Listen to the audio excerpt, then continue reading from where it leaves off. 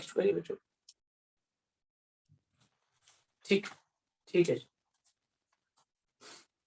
हाँ भाई 33 शीट पर कोई और बेटा किसी का जल्दी से बोलो।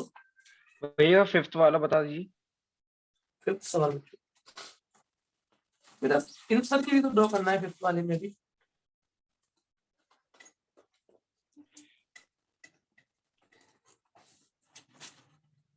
फिफ्थ वाला सबसे एक ट्राइंगल ड्रॉ करना है बच्चों। उन्होंने कह दिया सीधी सीधी डायमेंशन दे रखी है ए बी सी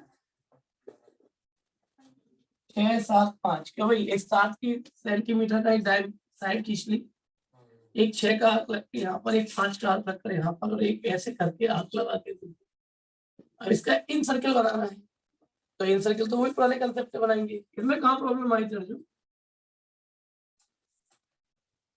ठीक है भैया क्लियर। इसमें दिक्कत क्या थी ये समझ में नहीं आया। इन सर्कल लगा के यहाँ से ये खींचा। मैं तो ऐसे ही खींचूंगा। अब ये तो आपको कॉपी पे बनाना पड़ेगा तब पता चलेगी एक्चुअल पोजीशन कैसी आ रही है। ये ओ हो गया, ओ से डाला परपेंडिकुलर, अभी भी सिखाया हाफ मून आर्क लगाना। यहाँ से लगाया एक आर्क, यहाँ से लगाया एक आर्क। तो बच्चों ठीक है ना, ये एम की डिस्टेंस हो गई, ओ एम की रेडियस लेकर एक सर्कल आप ड्रॉ कर सकते हैं। बना लेना थोड़ा सा मिला तो छोटा सा बना। ठीक है भैया एक बार ये सिक्स्थ वाले में एल्टीट्यूड का कोई यूज आया है? एल्टीट्यूड से तो ट्रायंगल बनेगा, बिना एल्टीट्यूड के ट्रायंगल कैसे बन जाएगा भैया? अपनी मर्जी से कोई भी दो साइड खींच दोगे का आइसोसेलेस के लिए बेस बनाता क्या भाई? हाँ अच्छा अच्छा ठीक है ठीक। बिना एल्टीट्यूड के ट्रायंगल बना दोगे आइसोसेलेस अगर एक ही साइड दी रखी हो तो बेटा। ठीक चलो नेक्स्ट क्वेरी। इस शीट पर कोई और तो नहीं 33 पर बच्चों? 34 पर बेटा 34 पर फिफ्थ पांचवा। हाँ भाई क्वाड्रिलेटरल का सवाल है। हाँ सेकंड फिफ्थ एक जैसे हैं, कोई भी ले लो। चलो फिफ्थ या सेकंड में तो कोई भी एक ले लो। एक क्वाड्रिलेटरल है या ध्यान से सुनो बेटा, सिमिलर क्वाड्रिलेटरल खींचना दिखा रहा हूँ। सबसे पहले एक रफ आएगा ए बी सी डी में मुझे क्या क्या दे रखा है बच्चों देखना है था। ए बी है 3.5, ए सी है 2.5, 4.5 सॉरी बेटा 4.5 बेटा रे। ए डी है ना, A D 2.5, angle A 100 degree और एंगल बी बेटा रे 60 डिग्री। ये हमें क्वेश्चन में डायमेंशन दे रखी है पहले, और फिर इसका 5/7 टाइम्स एक और क्वाड्रिलेटरल ड्रॉ करना है। चलो वो बात का विषय, पहले एक क्वाड्रिलेटरल ड्रॉ कर लेते हैं। जो सबसे पहले मैंने 3.5 की एक साइड खींची ए बी 3.5 है ना, उस पर 100 बनाते हुए एक तरफ 100 डिग्री का एंगल, ऑब्वियसली मतलब थोड़ा सा ऑब्ट्यूज टाइप का होगा, 100 डिग्री का एंगल बना दिया। और एक 60 का ऑब्वियसली से थोड़ा सा एक्यूट टाइप का होगा है ना, ये बना दिया। इसमें से 2.5 काटी तो ये तो डी पॉइंट मिल गया। क्यों बच्चों सही है? जरूरी 60 वाले इस तरह बेटा ऑब्वियसली बात है। अगर इस तरह बना देंगे तो ट्रायंगल के अंदर का एंगल तो बड़ा हो जाएगा, जबकि हमें जो मेजर कर रहे हैं वो अंदर वाले में। बात आता क्लियर हो गई? हाँ अगर मैंने बी पॉइंट यहाँ डाला होता तो मैं ऑब्वियसली फिर ऐसे बना। ठीक है हाँ भाई, अब इसमें से 4.5 काटेंगे क्या, यहाँ रखे कंपास की नोक 4.5 यहाँ पर, ये काटेंगे तो क्या सी पॉइंट मिल जाएगा, और ए और इसको मिला देंगे तो ये हमारा क्वाड्रिलेटरल तो तैयार हो गया। क्यों सर सबको समझ आ गया? 4.5 बेटा मैंने ट्रायंगल काटा, ए पर रखी कंपास की नोक 4.5 की डिस्टेंस भरी, बेटा इस पे काटा, इस पर। बात आता क्लियर हो गई सबको? क्वाड्रिलेटरल समझ में आ गया कैसे बना दिया मैंने? सही है। तो हमने पहले एक रफ डायग्राम बना दिया करो, रफ डायग्राम से एक हिंट मिल जाती है कि कैसे कैसे क्या चीजें ड्रॉ करनी है ना। अब मुझे इसका 5/7 टाइम्स ड्रॉ करना है। 5/7 वही ट्रायंगल वाले कंसेप्ट में रिपीट हो जाओ। 5 और 7 में से कौन ज्यादा? बोले 7। इसका मतलब आर्क लगाएंगे 7 और नीचे वाले को मैच कराएंगे। ये तो कंसेप्ट चल रहा है। तो बच्चों एक एक्यूट एंगल लाइन बनाते हुए इसमें 7 आर्क बचे, A1 A2 A3 A4 A5 A6 A7 और 7 वाले आर्क को पीछे से मिला दिया। यहाँ तक हो गया कि नहीं हो? यहाँ तक की बात क्लियर है? अब इसके पैरेलल कहां से ड्रॉ करनी है? जो न्यूमरेटर वाला है। न्यूमरेटर वाला कौन सा है? 5। पैरेलल लाइन ड्रॉ करना आता है? अब तो इसमें एक्सपर्ट हो चुके होंगे क्योंकि बहुत बार बनाई है। ये खींचा यहाँ पर एक आर्क, यहाँ रखी कंपास की नोक, आर्क मेजर किया उतना आर्क है ना, भाई देख लेना, मेरा बिल्कुल एग्जैक्ट तो नहीं आ रहा होगा, थोड़ा सा डिफरेंस है। हाँ भाई, यहाँ तक बात क्लियर। ये पॉइंट आपका बी डैश हो गया, हो गया। अब कहाँ पैरेलल खींचनी है? बी से। बी से किसके पैरेलल? बी सी के। सबको समझ में आ रही है ना? बी से बी सी के पैरेलल करें शुरू। हाँ भाई, बी से रखेंगे तो एक आर्क है ना, करेक्ट है। और ये मेजर करके इसके पैरेलल ये हमने यहाँ से मेजर कर, यहाँ तक मेरी बात क्लियर हो गई। अच्छा अभी रुको, अब ए से कहाँ से जाएगी, क्योंकि उसका पूरा साइड का 5/7 ड्रॉ करना है ना। तो इस पर इससे हमें 5/7 आर्क लगाने हैं। तो देखो बच्चों, अब इस पर भी हमें एक पैरेलल लाइन या एक ऐसी लाइन ड्रॉ करनी पड़ेगी जिससे कि 7 आर्क लग सके। बोले वो कैसे मिलेगी, वो पॉइंट कैसे मिलेगा? तो वो पॉइंट बताता हूँ। इस पर एक एक्यूट एंगल लाइन बनाती है, ड्रॉ कर दिया, ठीक। एक्यूट एंगल इस पर लगाए 7 आर्क, कितने आर्क? 7 आर्क। 7 आर्क लगा दिए, यहाँ तक मेरी बात समझ में आ रही है। 7 आर्क लगाने के बाद सातवें वाले आर्क इधर की तरफ ना ड्रॉ करके इधर से लो, इधर से लो, इधर से नहीं, इधर से लो, क्योंकि सातवें को कॉर्नर से मिला के 5 काट है ना। अब एक एक्यूट एंगल लाइन बनाते हुए ड्रॉ कर दिया, इस पर 7 आर्क हो गए। 7 लास्ट वाले को इससे मिलाया बच्चों, ठीक है। इसके पैरेलल 5वें वाले से, है ना। वही कंपास की नोक मेथड मान लो यहाँ काट रहा है उससे, है ना, उससे लाइन ड्रॉ करेंगे इसके पैरेलल। किसके पैरेलल? इसके पैरेलल। ये खत्म, ये आप, ये मेथड कहीं ना कहीं इसको काटेगी बच्चों, ये पॉइंट सी डैश पॉइंट हो जाए। बात समझ रहे हैं? थोड़ी कॉम्प्लिकेटेड कंस्ट्रक्शन होती है, इसमें 3-4 बार पैरेलल लाइन ड्रॉ करनी है और 2 बार रेशियो। 4 बार पैरेलल और 2 बार रेशियो। ध्यान से देखिए, सबसे पहले ये खींची थी, ये खींचकर 7 आर्क लगाए, कोई पहले की तरह ही लास्ट कॉर्नर नीचे वाले को लास्ट से मिला दिया, ऊपर वाले को पैरेलल लाइन ड्रॉ कर दी, ये मिल गया। फिर इससे एक पैरेलल लाइन ड्रॉ की जो इसके पैरेलल थी, करेक्ट है। यहाँ तक मेरी बात समझ आ रही। दूसरी बात, फिर हम लोग दूसरी साइड पर भी आ गए, दूसरी साइड पर भी फिर ऐसे ही करके यहाँ से एक्यूट एंगल बनाकर यहाँ से भी एक पॉइंट पता किया, दोनों मिल गए। ऊपर वाले के पैरेलल इस पॉइंट से लाइन ड्रॉ करी, दोनों कहीं ना कहीं काटेंगी। मैं 2 जगह काम करना है, एक इस साइड पर और एक इस साइड पर। दोनों साइडों का इंटरसेक्शन पॉइंट जो आ जाएगा वो आपका चौथा वर्टेक्स हो जाएगा, क्वाड्रिलेटरल। बात ज्यादा क्लियर हुई? अच्छी कंस्ट्रक्शन है, ध्यान से करिए। नेक्स्ट, ये डार्क लाइन ये रिक्वायरमेंट है, डार्क हो जाएगा। हाँ देखो, ऐसे ही करके सेकंड वाला भी बेटा, सेकंड वाला समझ में आ गया बेटा कैसे करना है? सेकंड वाला बेटा कर लीजिए बेटा, चलो। हाँ भाई, 6th वाला, बिल्कुल एक 6th वाला बताएंगे जल्दी से। 6th वाला और सेकंड वाला एक जैसे ही है, ऐसे ही 5th वाला है। तो जो एक और जरूरी सूचना सबको, जो हमारे साइंस वाले सर हैं, वो कोई टेस्ट सीरीज कंडक्ट कर रहे हैं, है ना। आप लोगों की साइंस वालों मैथ्स की कॉपी जो होती है वो होगी, साइंस वाले सर भी कंडक्ट कर रहे हैं। उनकी क्या डेट्स वगैरह है वो आपको सब इन्फॉर्मेशन दे देंगे। अगर किसी को कोई इंटरेस्टेड हो वो लोग उनसे कॉन्टेक्ट कर सकते हैं, है ना। उनका नंबर मैं आपको ग्रुप पर सेंड कर दूंगा, उनकी मेरे पास आज ही इन्फॉर्मेशन आई थी। आप लोगों में से जो भी इंटरेस्टेड हो वो लोग उनसे कॉन्टेक्ट कर सकते हैं, ठीक है। हाँ भाई, तब करूँ इसको।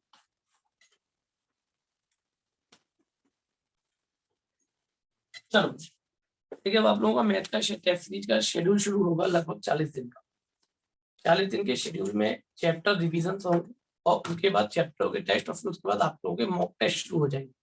पूरे अप्रैल में हम लोगों को लगभग 7 से 8 मॉक टेस्ट कंडक्ट करने हैं, पूरे यानी कि 40 मार्क्स के, वही 16 क्वेश्चंस के, वही क्वेश्चंस के हमें पूरी तरह से पेपर कंडक्ट करने को बहुत टाइम मिल गया है इस बार, अच्छा टाइम मिला है, तो इसलिए वो पूरा अप्रैल हम लोग आप लोगों के लिए मॉक टेस्ट के लिए बचा के रखेंगे।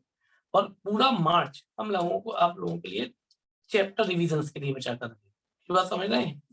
चैप्टर रिवीजन सारे मार्च में निपटाएंगे और अप्रैल शुरू होते ही, आपके 26 अप्रैल से पेपर है, हम आपको 20 अप्रैल तक फ्री कर देंगे।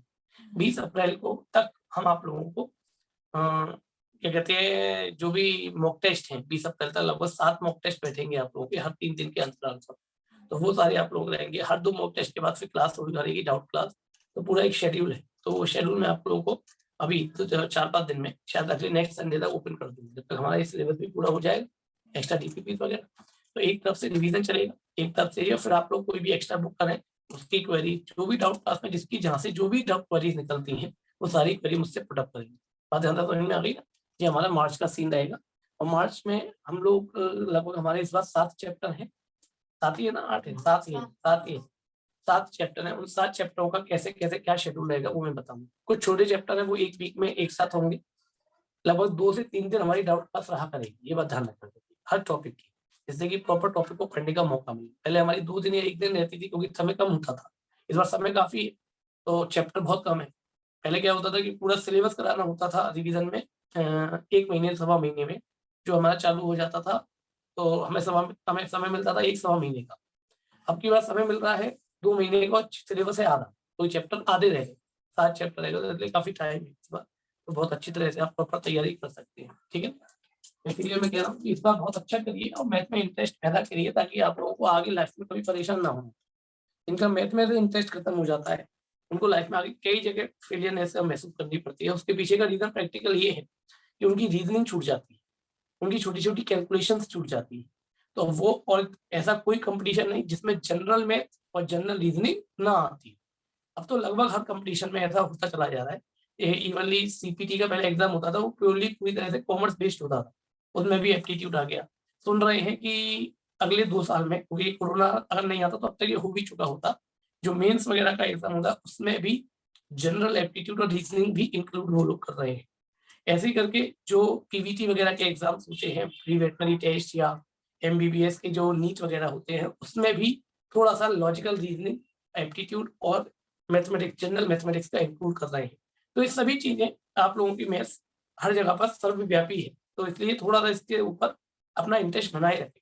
आपके पास मैथ एज अ सब्जेक्ट रहे ना रहे, और मैथ से जुड़ाव खत्म नहीं होना चाहिए, ताकि आप लोगों को कहीं भी ये ना भूल जाए कि a+b का होल स्क्वायर क्या होता है, या साइन थीटा की वैल्यू p/h होती है। ये कभी किसी के दिमाग से नहीं निकलनी चाहिए, क्योंकि ये तो हमेशा लाइफ में काम आते रहेंगे, और जब तक आप पढ़ेंगे तब तक काम आते रहेंगे।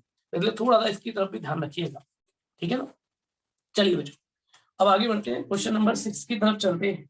PQRS, PQRS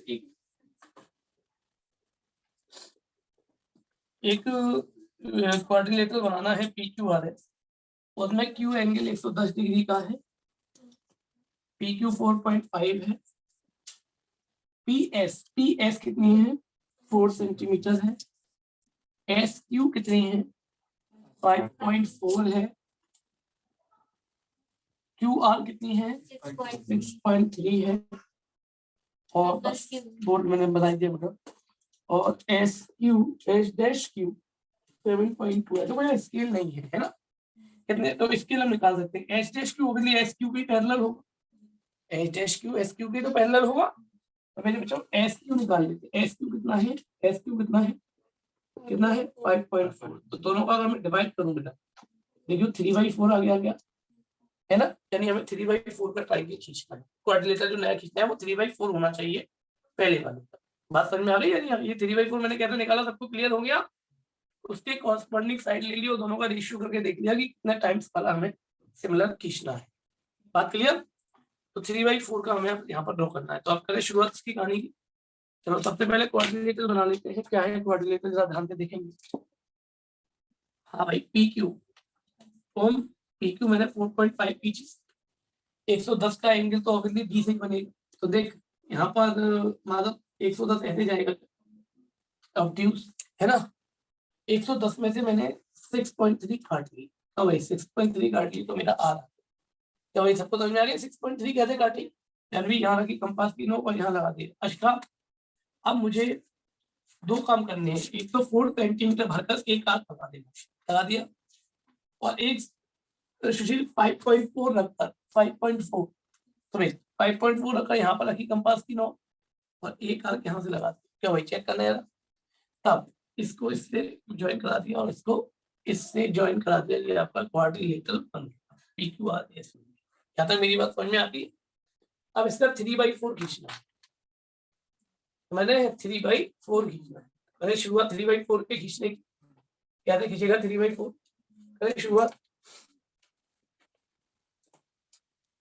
हमें कितने आ 3 या 4 P1 P2 P3 P4 किसको ज्वाइन कराऊं कोने से, 4 ये हो गया, ठीक है, ये हो गया। अब किसको ज्वाइन कराऊंगी, P3 से पैरेलल एक आर्क तो बच्चों ये आपका Q डैश हो गया, देखना जरा अच्छी तरह से, Q डैश हो गया। यहाँ तक मेरी बात समझ में आती है। अब इस Q डैश से इसके पैरेलल ड्रॉ करना आता है, तो एक आर्क है ना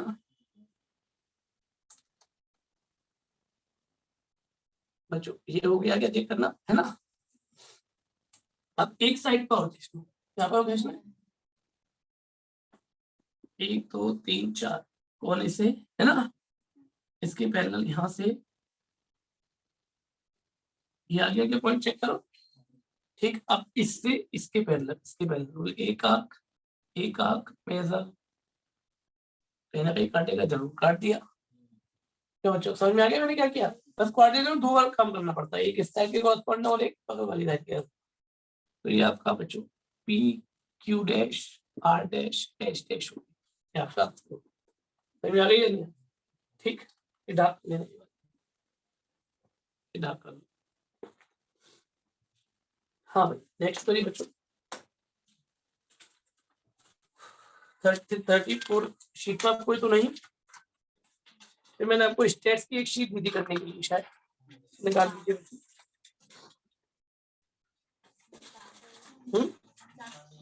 लास्ट टेस्ट की पहली जीपीटी पढ़ने को दी थी, उसका लास्ट सवाल पूछ रही है भैया, लास्ट क्वेश्चन पूछ रही है ना बेटा, उससे पहले किसी का कोई और तो नहीं, वैसे तो इजी है, हो गए होंगे सबको, तो ये चैप्टर बड़ा क्लास बिल्कुल अच्छी तरह से हुआ, बस सारा खेल देखो एक सलाह जरूर दूंगा मैं आपको कि जैसे आप लोगों के पास डीपीपी खुल रही होगी स्टेट्स की, दिख रही है शीट 1 दिख रही है, उसमें जैसे क्वेश्चन नंबर 5 है, पॉइंट में है या नहीं, तो ऐसे सवालों में आप बजाय डायरेक्ट मेथड यूज करने के एज्यूमिंग मीन या स्टेप डेविएशन यूज कराते, क्योंकि स्टेप डेविएशन साल के लिए रिड्यूस कर दिया है, तो आप लोग एज्यूमिंग मीन यूज किया करें। उसके पीछे का रीजन समझिए, इसमें आप f इंटू डी करते हैं और वैसे आप f इंटू एक्स करते हैं, x तो आएगा पॉइंट में पर d कभी पॉइंट में नहीं आएगा, क्यों, क्योंकि वो उसी में से माना हुआ होता है और माइनस करके निकलता है, तो उससे पॉइंटों की कैलकुलेशन से आप बच जाएंगे और आप कहीं ना कहीं जोड़ घटाव में गलती नहीं करेंगे। जहां बड़ी कैलकुलेशन हो, बड़ी कैलकुलेशन इन द सेंस जैसे फ्रीक्वेंसी ऐसे दे रखी हो 32 39 43 45, अब उनका मल्टीप्लाई मान लो x वाले ने करना हो, वो x वाला भी बहुत बड़ा बड़ा हो 119 129 ऐसा हो, तो हम बड़े बड़े मल्टीप्लाई करने पड़ेंगे, उन बड़े मल्टीप्लाइयों से अगर बचना है तो एज्यूमिंग मीन या स्टेप डेविएशन की तरफ कॉन्सेंट्रेट किया कीजिए। तो जहां पर बड़ी, वैसे आपकी मर्जी, ऐसा नहीं है कि आंसर नहीं आएगा, जो आंसर डायरेक्ट से नहीं आएगा उससे भी आंसर आएगा, मैं ये नहीं कहता, पर ये मेथड हमें इसीलिए सिखाया गया है, इनका प्रैक्टिकली सिग्निफिकेंट यही है कि जहाँ बड़ी कैलकुलेशन से या जहाँ पॉइंटों की कैलकुलेशन से, वहां पर हम इन मेथड का यूज करें ताकि हम लोग इजी कर सकें। इसमें बिल्कुल नहीं आएगा, ठीक है, मैं यू की लिए बात करूँ,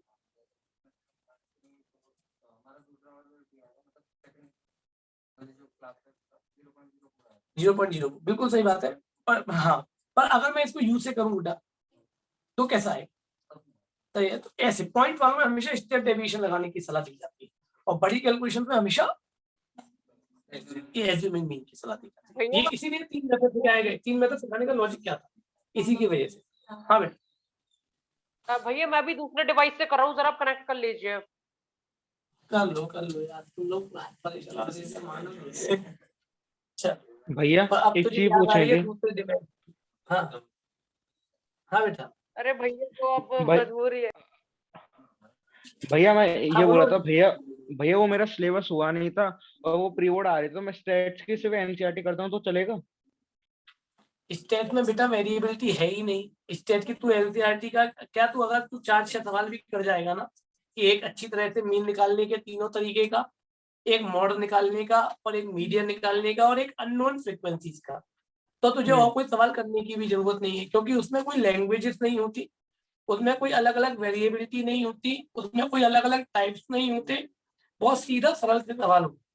तो इसीलिए अगर तू 6 सवाल भी कर जाएगा ना, 3 मीन मीडियन मोड के और 3 अननोन फ्रीक्वेंसीज के, तो भी काम हो जाएगा उस चैप्टर। वो चैप्टर है ही ऐसा, ठीक है बेटा, ठीक ये है लास्ट भैया। चैप्टर भैया भैया हाँ, जरा एक बार मैं- स्टेप डेविएशन मेथड रिपीट कर दीजिए, वो समझ में नहीं, वो मतलब याद नहीं आ रहा अच्छे से। अबे तेरा भला हो, a plus x sigma f u upon F नहीं बताया था क्या भाई? भैया आप ड्राइव करके बता दो एक बार, मतलब क्वेश्चन से बता दो प्लीज। हाँ सोना फिर मैंने बताया था क्या भाई? भैया अब मेरे भी तो यूए चल रहे थे ना तब। अबे तुम्हारे यूए ना हुए, बोर्ड के एग्जाम हो गए। अरे नहीं भैया, ये तो स्कूल वालों के यूए हैं। हाँ, घर बैठ के यूए देने हो, ऐसे दिखावे कि कितने ज्यादा करते। भैया खुद से दिए, भाई चीटिंग बिल्कुल भी नहीं करी है। भैया भैया, एक तो भैया आपने गूगली कर दी, रिकॉर्डिंग में पार्ट 1 को पार्ट 2 कर दिया, पार्ट 2 को पार्ट 1 कर दिया, और मैं हाँ पार्ट 2 देख भैया रहा मुझे था वो इतनी। भैया मुझे वो ट्राई, हो गया मुझे हो वो गया, क्या है, हो गया। कंस्ट्रक्शन का पार्ट 1 चाहिए असल में। भाई मैं वो भैया मैं पैरेलल समझ लाइन। नहीं आ रहा था क्या अब चल जो रहा है। चाहिए बाद में बोल दो, दिमाग मत खराब करो। चलो हाँ, अच्छा, ये चाहिए वो चाहिए, रात को छोड़ देते हैं, फिर ये चाहिए और वो चाहिए। चलो सीआई, और देखो बेटा, जब भी कभी आपको डाटा मोर देन में या लेस देन में दिया जाए, तो उस केस में एक तो आपके पास सीआई नहीं, और उस केस में हमेशा आपको एफ नहीं दी जाती, सीएफ दी जाती। कभी भी याद करो, मैंने एक दिन ओजाई पढ़ाया था, तो जब मोर देन करवाता हूं तो मैं हमेशा सीएफ बना देता। हमेशा जब भी आपको लेस देन या बिलो या मोर देन या एबव पे इंफॉर्मेशन दी जाएगी, तो उस केस में एफ नहीं होगी, आपको क्या होगी, सीएफ होगी। तो पहला आपकी रिस्पॉन्सिबिलिटी है कि आप सवाल में से सीआई और एफ निकालें, क्योंकि बिना सीआई और एफ निकाले तो मीन मीडियन मोड निकाल पाना संभव नहीं है। तो आप देखिए, इस डाटा को कन्वर्जन करना दिखा रहा हूँ, डाटा का कन्वर्जन सीखिएगा बहुत अच्छी तरह से, डाटा का कन्वर्जन सीखिएगा बहुत अच्छी तरह से, ये बहुत जरूरी पार्ट है, डाटा को कन्वर्ट करना, सीआई और एफ निकालना। देखो कितने का डिफरेंस है ना दोनों में, मेजर करना 10 से 20, मोर देन 10 यानी 10 से ही शुरू करना है, 10 से ही शुरू करना है। तो 10 से 20, 20 से 30, मोर देन 10, और 10 का ही क्यों इसके ले रहा हूँ, उनके बीच में 10 का गैप, 20 से 30, 30 से 40, 40 से 50, 50 से 60, 60 से 70, और 70 से मोर तो 70 से 80। यहाँ बच्चे मुझसे कुछ क्वेश्चन कर सकते हैं, बोले मोर देन 70 आपको कैसे पता 80 पर ही रुक गया हो, 90 भी हो सकता है, क्या कहते हैं 100 भी हो सकता है। भैया जब डाटा को ऐसे बनाया जाता है, तो अगर मोर देन और ऊपर होगा तो एक और इंटरवल बनाया गया। याद करिए, हम तो सारी अपर लिमिट्स को लेकर ही तो बनाते हैं, है या नहीं, या लोअर लिमिट्स को लेकर ही तो बनाते हैं। तो अगर मान लो 80 से ऊपर वाला होता तो एक और कॉलम आ जाता, मोर देन 80 जरूर आता। ये डाटा के अंदर इस तरह का सिस्टमेटिक प्लान रखा जाता है, ऐसा नहीं है कि मोर देन 70 के ऊपर सारे 100 तक के भर दिए, नहीं, ये 10-10 का गैप लेके चल रहे हैं, तो बस 10 में 10 का गैप लेकर ही चले। बात है ना, क्लियर हो गई? अब एफ कैसे बनाएंगे, सुनिएगा, एफ कैसे बनाएंगे बच्चों, नीचे से माइनस करना शुरू कर दो, क्योंकि ऊपर तो ऐड हो गया है ना। तो भैया 6 तो 6, ठीक है, 6 में से 12 गए तो बच्चों माइनस करना, 12 में से 70, 70 में से 21, 21 में से 37, 60 में से ये माइनस करो 9, और 44 में से 50 माइनस करो। अब ये डाटा आपका सुधरा हुआ बन गया कि नहीं बन गया, चेक करिए। I repeat again, more than 10 है तो पहले तो देखो कितने का डिफरेंस है, 10 का ही था यहाँ पर, 10 से 20, 20 से 30, 30 से 40, 40 से यहाँ पर 37 से 1 मिनट 7 है, 8 भी नहीं है। हाँ कोई नहीं, गलती तो गलती। हाँ भाई, बात यहाँ तक क्लियर हो गई बच्चों? तो मैंने एफ कैसे निकाली, क्लियर हो गई, नीचे से माइनस करते हुए चला गया। ये अब आपका डाटा बिल्कुल सिंपल बन गया, और अब आपको इसका मीन निकालना है। चलो तो बब्बे की बात मान लेते हैं कि स्टेप डेविएशन से सवाल को कर लेते हैं। तो चलो सर, थैंक यू भैया। हाँ अरे बब्बे पहले थैंक यू क्या, तुम्हारे लिए तो करना ही पड़ेगा बब्बे। 10 से 20 के बीच का मिड पॉइंट निकालिए बच्चों, क्या होगा, 15, 25, 25, 35, 45, 55, 65। बब्बे चेक करते जाना, मैं कहीं गलत नहीं कर दूं, मैं बहुत घपलेबाज आदमी हूं, थोड़ी सी मुझसे भैया आप गलती हो घपले जाती बाज हो, लेकिन आप हमें शर्मिंदा करते हैं वैसे। अरे आप है। तो सीखे हैं। हाँ भाई, ए बराबर कितना हो गया बच्चों, 45, A45 मैंने हमेशा एक कहा है, आप एक्स वाली टेबल में से किसी को भी मान सकते हैं। बीच का लेने के पीछे का लॉजिक ये है कि उससे कैलकुलेशन थोड़ी ऊपर नीचे एक सी रहती है, पर जरूरी नहीं, ऐसा कहीं भी नहीं लिखा किसी भी बुक में कि आप बीच का ही माने। आप एक पहले वाले को भी मानेंगे ना तो भी अंतर सेम आएगा, आप ये दूसरे वाले को भी मानेंगे, पर मानना एक्स की टेबल से ही। बहुत सारे बच्चे जल्दबाजी में एफ की टेबल से मान जाते हैं, मैंने देखा है बच्चों को करते हुए। आपको ए जो भी मानना है एक्स, आप एफ को तो छेड़ ही नहीं सकते, जो लेना है एक्स से ही लेना है, जो करना है एक्स के साथ ही करना है, ये बात ध्यान रखिए। आपका एफ का तो केवल आप इंटू करने में यूज करें। मेरी बात समझ में आ रही है?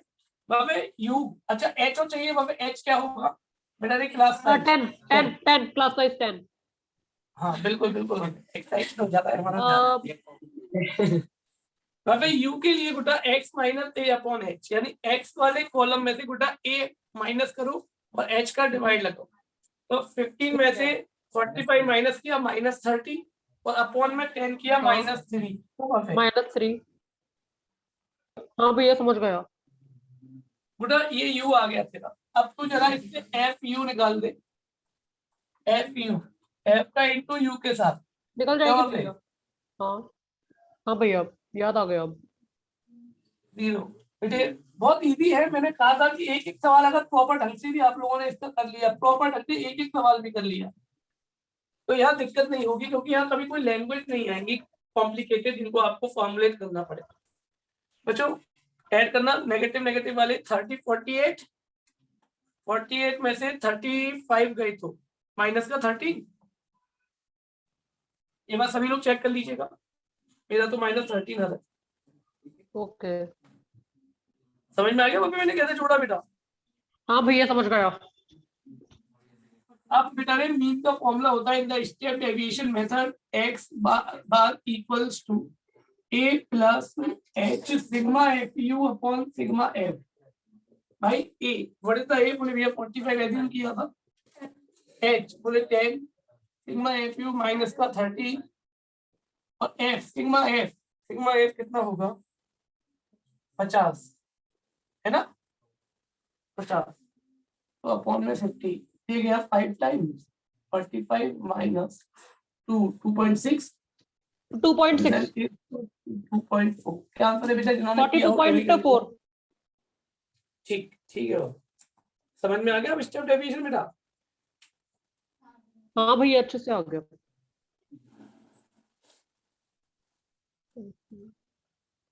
और कोई डाउट? भैया कल टेस्ट किसका है? कल कंस्ट्रक्शन का रखेंगे, कल कंस्ट्रक्शन का रखेंगे, कल सब लोगों का टेस्ट, और सभी अपने अपने कंपास स्केल वगैरह लेकर आए, कुछ अच्छी कंस्ट्रक्शन देंगे। तो अब देखते हैं कल कितने बनाई और गलतियां मार्क्स करूंगा कॉपी। आप लोगों को पहली बार अंदाजा होगा कि कंस्ट्रक्शन में गलती कैसे मार्क की जाती है, कल आप लोगों को वो चीज रियलाइज कराऊंगा। देखिए हाँ, कंस्ट्रक्शन के बारे में 2-3 बातों का विशेष तौर पर ध्यान रखेंगे